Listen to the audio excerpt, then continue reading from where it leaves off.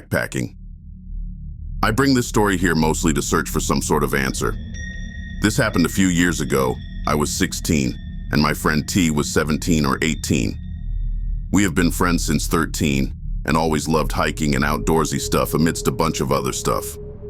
Being the age we were, finally able to drive, we wanted to go backpacking. I had an infatuation with it, and T always liked to tag along for stuff like this.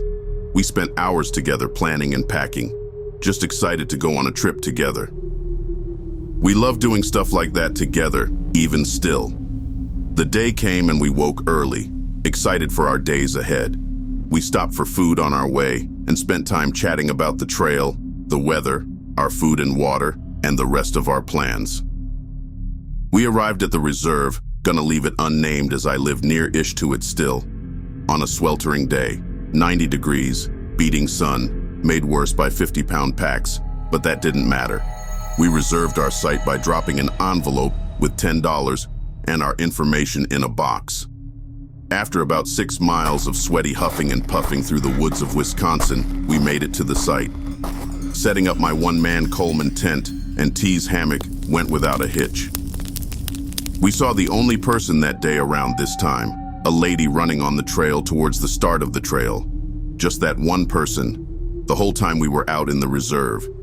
We did some exploring of our area and found a little reservoir of collected water from a small trickle of water made by a spring uphill. We rinsed off the sweat and grime that had collected on our skin. It was absurdly cold water, but that was refreshing. Some time passed, some card games and some mediocre dinners and nights closed in. I climbed into my tent and T into his hammock. Thunder could be heard in the distance, which had me worried, but we were covered, so I wasn't too afraid of a little rain. It was not a little rain. As I'm writing this, I realize how dumb it was of us to be feet away from a creek bed, but it ended up not being an issue.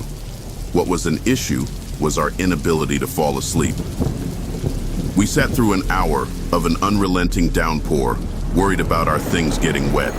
T and I would chat here and there about how much rain it was, laughing about the situation we got ourselves in and the morning we were gonna have. I say this to clarify that we weren't fearful of our surroundings. Spirits were up, even though 3+ inches of rain just came down. It was about midnight. Then we heard a knock. It echoed through the woods, bouncing around the valley we were in. It was reminiscent of a person hitting a tree with a bat as hard as they could. It was a hollow noise, not like a damp piece of a living tree hitting another damp piece of tree. "Did you hear that?" I said to T. "Yeah, man." "What the fuck was the—" Another knock, the same noise, closer this time, echoing. "Dude, what the hell is that?" I whispered. A pause. "I don't fucking know, dude," T whispers back. That was it. Silence after that. T and I fell asleep, awoke the following morning, and hiked out without mentioning it. I just want to know what the fuck that was. We were 10 miles from the nearest home, and further from the nearest town. I could brush it off as some broken branches hitting other branches. But there wasn't the noise of it falling to the ground or hitting other branches. Just one loud knock followed by one more closer knock. It keeps me up at night sometimes. I haven't been backpacking since. Hungarian train video. There are many mysterious videos on the internet, but none are as perplexing as the Hungarian train video. This video is about a NIC Raba train on March 26, 1986, on its way from Sorna to Budapest. But it got hijacked and it was never seen again. And the trains were shortly discontinued, and nobody has ever known why until the year 2006, because found footage of what happened on the NIC Raba train was uploaded to YouTube, and it was alleged to be filmed on a Krasnogorsk 4 camera. And it filmed the passengers on the train looking out the window, worried. Before a bright blue light floods the train car, through the windows, the passengers start screaming. Before they eventually stop as the light goes away, the train car is completely empty and the video ends. And after a few days, the video was deleted. And even the Wayback Machine somehow is unable to find remnants of this video. So basically only a few people know about this video, and even fewer have seen it. And what makes this a strange piece of lost media is that many people who have come forward to help give info about this video disappear after they talk about it. So that's where the search was alleged to end, a video that could never be seen again. That was until recently. A few weeks ago, I was checking out an archive footage section at Bundesarchiv Archives in Germany. Now, I was there to see if there was any footage of surviving Jewish films pre-WW2 when I found an unmarked VHS tape. Out of curiosity, I played it. And holy shit, it's the Hungarian train video. And surprisingly, it was a lot longer than what was posted on YouTube back in 2006. I think this was because the unedited version was longer than 15 minutes, and this was released in 2006 on YouTube. It had to be trimmed down to meet the length restrictions, back when you could only upload 15-minute videos. And the beginning of the unedited Hungarian train video started with the cameraman talking to an elderly Jewish woman. The whole interview was in Hungarian, so from what I could translate the interview. The cameraman said, "Ma'am, I heard you were one of the people relocated here." The old woman said, "Yes, when I arrived here, I was separated from my sister." The cameraman then asked, "Were you on trains like this?" The elderly woman paused for a second and said, "They weren't as nice as this train." That was so far what I could translate from this, because time has not been kind to this VHS tape. So, the audio was pretty scratchy and hard to make out, and the video quality is also scratchy. And it sometimes is hard to make out many of the details in the footage. But it was about 5 minutes into the footage when I saw the elderly woman's face go from somber to scared. The man asked the woman, "Ma'am, what is the problem?" The woman did not answer. She just pointed to the window. When the camera turned towards the window, I saw what appeared to be a UFO, which I was kind of not surprised by.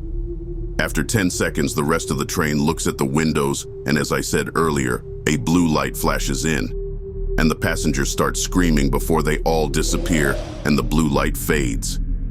But instead of the video ending there, like the YouTube version, it shows the aliens entering the train. They looked almost like humans, but off, like they had blank, lifeless faces and were bald and had slender physiques.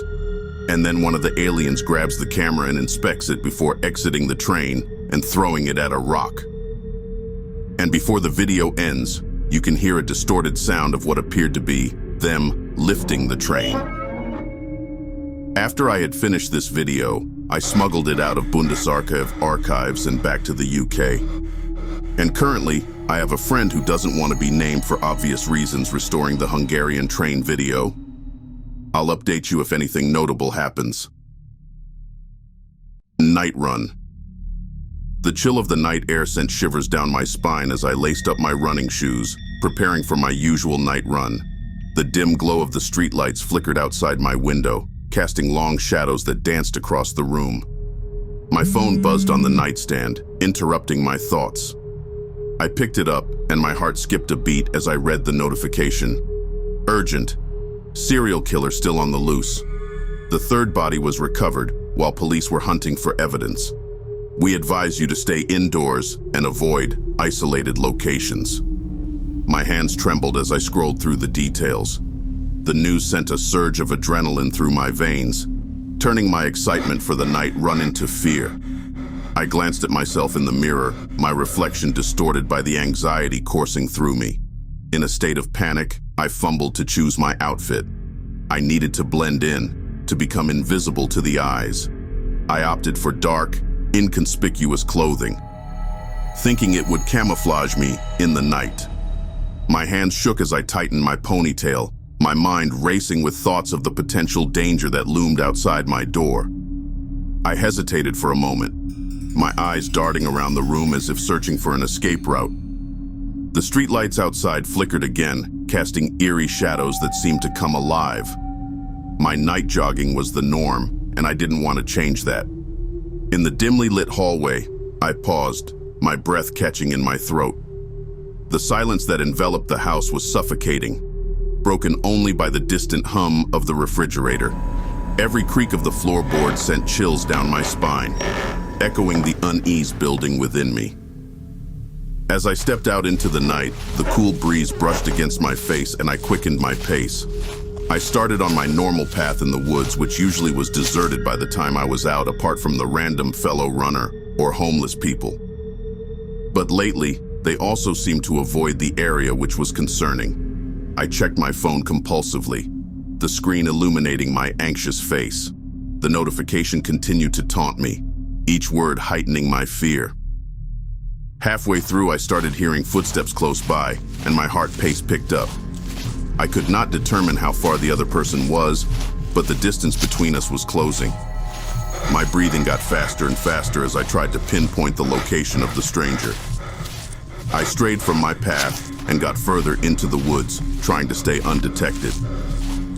I need to stop doing this, I muttered to myself as I was still looking around in the dark, trying to guess which shadow belonged to the trees and which to him. And then, as if emerging from the shadows themselves, a figure materialized beside me. The world slowed as I turned to face them, my breath catching in my throat. Barely a whisper managed to escape my lips before the screaming started. I was able to escape the struggle with minimum scratches and a small amount of bleeding. Nothing I couldn't hide with a couple of bandages and loose clothing. I ran as fast as my legs could carry me, but still, it took me more than an hour to get home. I got through my door breathless while the sun started rising.